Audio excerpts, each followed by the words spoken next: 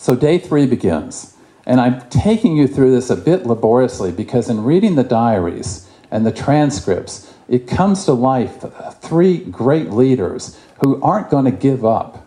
They're just not going to give up. Churchill doesn't want to give up. Stalin wants the plan. Roosevelt's ambivalent. They've come here to get Stalin's answer. So on day 3, Stalin finally asserts himself. He says, listen, I want Overlord, I want southern France soon after, and no more. All other operations should be considered as diversionary, he says, a distraction. Stalin says he would like to see Overlord in May, but he doesn't care whether it's May 1st or May 15th or May 20th, but he says, and they quote him, a definite date is important. Churchill just flat out disagrees once more. No fixed date. The Mediterranean is better. Stalin gets miffed. The operations in the Mediterranean are diversions, he says. Tensions have really risen, and they leave.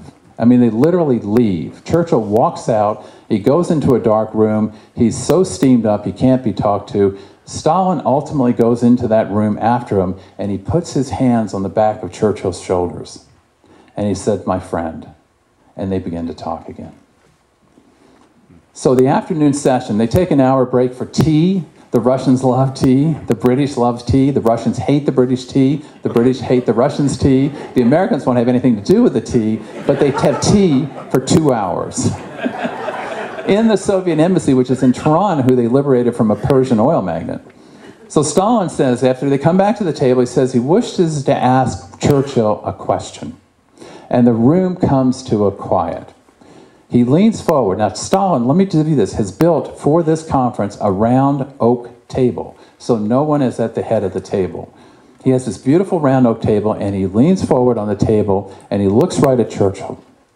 And he says, do you really believe in Overlord? Or are you only saying this to reassure the Russians? Do you really believe in this? And Churchill listened to the translator, and this part comes from the translator's notes, and he turns red. Churchill was irked, to put it mildly, remember the translator was in the room. He glowered and chomped on a cigar as he formulated an answer, and then he finally turns and says, and takes this deep breath, and he concedes. And he said it would be the duty of the British government to hurl every scrap of strength across the English Channel if we were to invade. And Churchill sees the end of the Mediterranean strategy on that 3rd day.